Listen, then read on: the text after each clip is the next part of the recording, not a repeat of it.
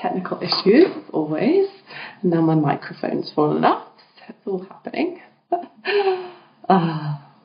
Okay, if you haven't been following me, then head over to my website, clare-gent.com, where you can find all of the content that I've shared this week around this wider concept of time and how yoga, the deeper philosophy of yoga, not just asana, not just the physical practice, but the deeper philosophy can really help us reclaim and take back control of our time.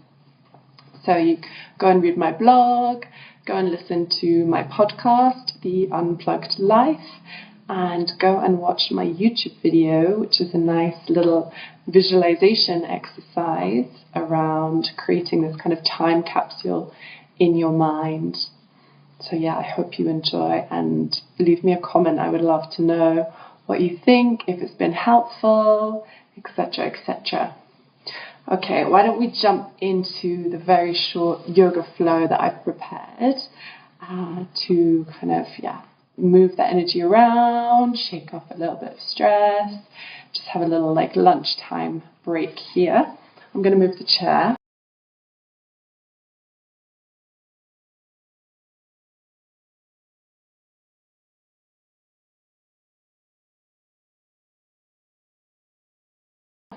And we will head to the mat. Okay, so let's come to standing. You can stand at the front of the mat. I'm just going to stand so I'm facing forward so you can see me. Apologies for the light and the shadow behind. We have a skylight and there's not really a lot I can do because it's really high. I can't reach it. So we're going to have this little glowing halo situation behind my head. Hopefully you can still see me and hear me, so it should be fine. Let's just ground down, come to stand nice and firm, nice and rooted down into the earth here. Feet above shoulder width distance, shoulders nice and relaxed. Arms down the side of the body. Closing down the eyes here if that feels comfortable and available to you today. Otherwise, you can always just take a soft gaze downwards. Maybe just taking a few releasing breaths, coming into the space, noticing how you feel, letting go of what's happened before, and letting go of anything that might be happening after. Just focusing on the here and now in this moment. Becoming aware of the gentle rise and fall of your chest, and the rise and fall of your belly.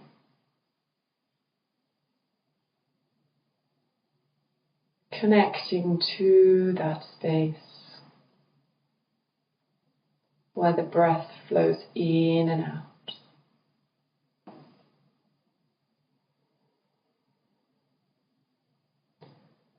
Take a gentle bend in the knees just so you soften down, allowing that weight to really push down into the ground.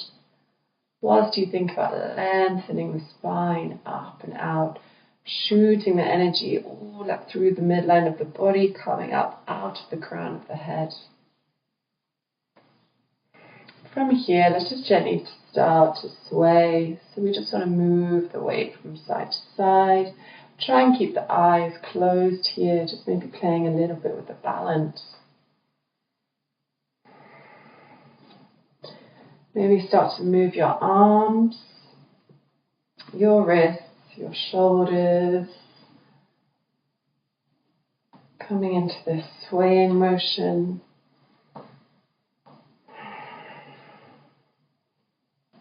If you feel called to, maybe start making it even bigger.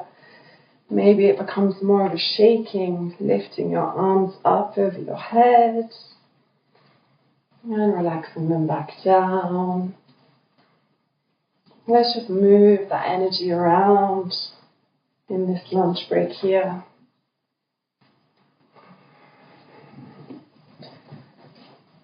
Really listening to your body, listening to what is needed. And let's just stop, come back to center. Close, keep the eyes closed just for one more moment. Maybe feeling that tingling sensation of all the energy that you've just generated. Gently blink open the eyes here. Let's inhale, send our arms up above us, our heads. Palms face each other, but palms don't touch. And again here, we just gently want to sway as if we're kind of a palm tree blowing in the wind. Just swaying from one side to the other, really mobilizing the spine here. Moving with the breath. Every inhale leans over and every exhale comes to rise.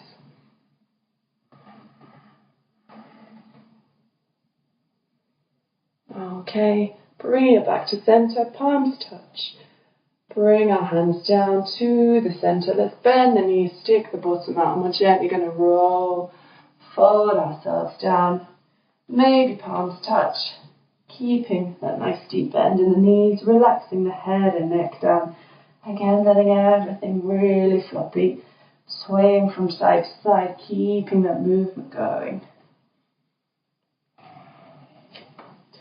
And vertebra by vertebra, just gently rolling back up to standing. Let's do that twice more. Inhaling, sending our arms up, palms touch. Bending the knees, sticking the bottom out, folding ourselves forward. Swaying from side to side, loosening up that lumbar spine. Feels super good to get into that space. And vertebra by vertebra, rolling everything up. Head and neck are the last to come up. Big shoulder roll back, last one. Inhale, arms up, palms touch. Bend those knees, bottom out. Fold ourselves down. Swaying again. Feeling into the backs of the legs.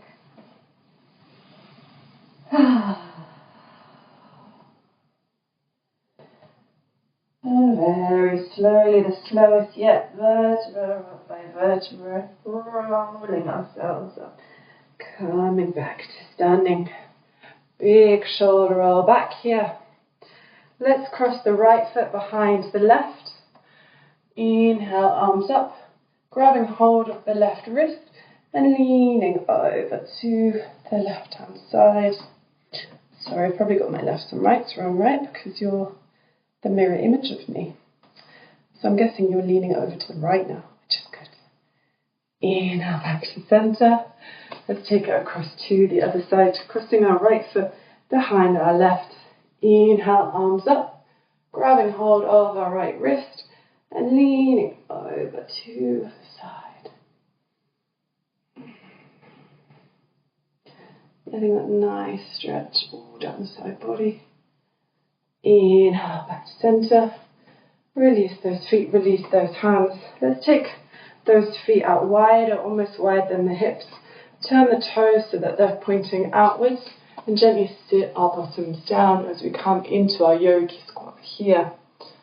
Now we don't want to keep it static, we want to keep that gentle flow and movement that we've generated so far through the practice. Please don't worry if your heels don't touch the ground. It's not a problem at all. Everybody is completely different. Everybody's body is completely different. And what might be accessible for some people may not for others. So just working with your own body, just noticing what you really need today. Let's come to center. Bring those palms together in front of the chest. And then we just want to release our right hand down, shoot our left arm up to the sky as we open out to the side here. Getting a nice big stretch. Gently pressing to the inner thigh with the outside elbow. Just allowing to get ourselves a bit more space in that hip flexor. And back to center. Let's take it over to the other side. So pressing down into the earth with the left hand. The right arm goes up to the sky. opening to the side. Oh, this feels so good on my lower right hand side, lumbar. Ooh, super nice stretch here. Come back to center, just once more in the middle, maybe close down the eyes, grounding down into our Muladhara, our root chakra here, connecting ourselves to the earth, connecting ourselves to our foundations. Release those hands down. Take the hands behind us, come and sit onto our bottoms. We can take the legs out long in front of us. We're going to take Gomukhasana, which is cow facing pose. So I want you to bend in the left knee and cross it over the top of the right knee. Now you might feel a deep enough stretch here. You want to feel it down, down the backs of the glutes and into the hip flexors as well. If you feel like you need a little bit more, then you can bend in this right knee. And you want to have both knees stacked above each other here and the ankles more or less in line. Now, if you want to deepen the stretch, then you want to think about bringing the ankles closer to your body whilst also pulling your feet out wider. Okay, it's a little bit tricky, but have a play and see where you feel the stretch more. If you want to lessen the stretch, then just gently wiggle your feet away from your body, and that will create a bit more space for you, okay? From here, just think about lengthening the spine, and maybe very gently, whatever variation you're in, you can just tip yourselves forward over those knees. Breathing here, sending that breath to the space. It's a really nice deep stretch here. One of my favorites, but also sometimes one of the most challenging. And I think this is a beautiful one to do when we're talking about time, because so often we need to do tasks. We have the never-ending to-do list, and we start something and we immediately want to stop it. Right? It's just too much, it's too overwhelming, our brain is too stimulated. And then we can reach for our phone and start scrolling, and the cycle continues and we end up feeling worse. And this pose, because it is a little bit challenging, it's getting into the hip space where we carry a lot of our emotions. And sitting in that space is uncomfortable. But the concept of time in yoga is that the only time that matters is right here, right now. So that's what I want us to focus on. One more breath. If you folded yourself over, just gently come back up to center. Let's go over to the right side. And this is a fun little handy trick, which I also love. We want to place our hands down onto the ground. We lift up our feet. Now we don't move our feet don't move, okay? What moves is our hands crawling ourselves around. Our toes slide to the back of the mat. Our feet stay in the same place. You see my feet haven't moved. My toes have just rotated. And voila! We're on the other side. Magic. How cool is that? Right, line ourselves up again, make sure we're nice and grounded down into the sit bones, spine that's super long. One breath here to lengthen, and then exhale, just folding over again.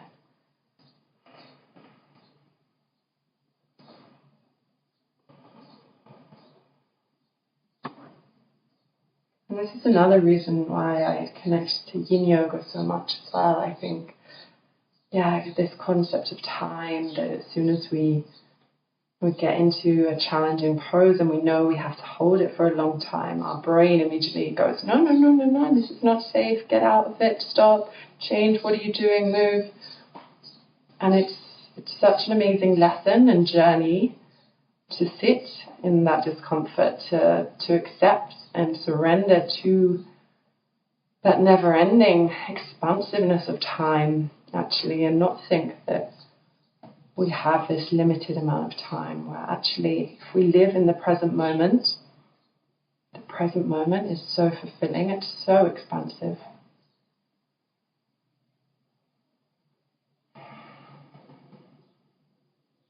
Often when we let ourselves live in the past or the future, that's where we create suffering for ourselves. And that's where the anxiety, the depression can creep in. That's where we maybe reach for our phone as a way to escape. Let's all just try and live in the present. And inhale, bring yourself slowly back up. Final pose I want to do is just a nice gentle seated twist, just to wring out any last stagnant energy in the body. So let's bend in the left knee, cross it over the right knee. You can again keep this right leg out long, or you can tuck it up behind or up to your bottom. Inhale for length, and then exhale. Let's just gently hug this knee into the chest. We want to think about rotating from the mid to upper back, not from the neck. The neck isn't the thing that forces us around. Okay, it's really a nice opening rotation.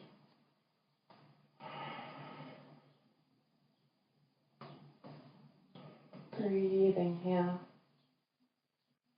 Noticing how the energy feels moving throughout your body just after these short, small, simple moves. And release. Back to center. Over to the other side. Let's cross the right over the left foot. Maybe tuck that left foot in and under if that feels available. Inhale, arms up. And exhale. Oh, I'm going wrong. Just a hug. Got a fly flying around my head as well. Hugging that right knee into our chest. Oh, this feels really good on this side. I don't know what is going on with my right lumbar, but definitely needed some love today. With every inhale, we just lengthen the spine a little bit more, and every exhale, we just allow our body just to really gently open. We're not forcing anything here.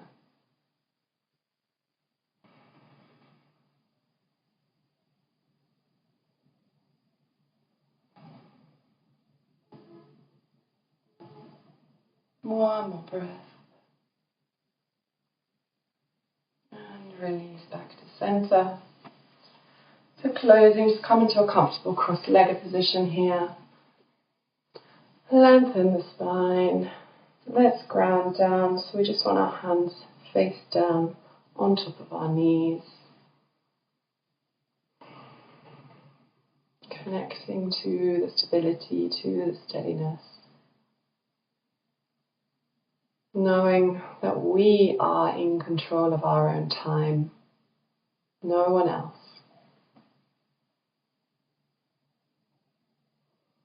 Hands together in front of our chest at heart center. Gentle bow down, chin to chest as a sign of gratitude.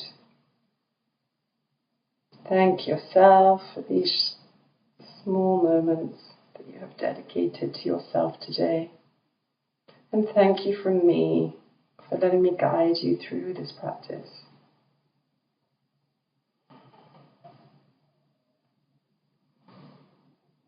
Thanks, guys. Well, let me know in the comments below how you feel. What sensations, what feelings came up as we practiced that short little flow. Hopefully it's just added a little bit of space, a little bit of a chance to shift some energy around this afternoon or this morning, depending where you're watching from. Now I would just love to jump into a Q&A. So what's the first step that someone can take to understand how much they're spending on social media? Okay, so that's a great question, right? How do you know how much time you spend on social media when maybe you just pick up your phone and scroll? I guess nowadays there's a lot of phones that it has it inbuilt, So there's like digital well-being or digital wellness, where you can go to your phone and it will tell you how much time you're spending. Another tip I'd like to say is if you find yourself picking up your phone and you feel the need to scroll, set a timer. Just set a timer and start tracking and seeing how much time you're actually spending. And there's also lots of useful social media time tracking apps as well that you can download and use just to bring some awareness, right? Because the first step is the awareness. If we want to move past the problem, we have to become aware of what that problem is. And you may be surprised, you may be shocked. It can be very insightful as to what's actually going on.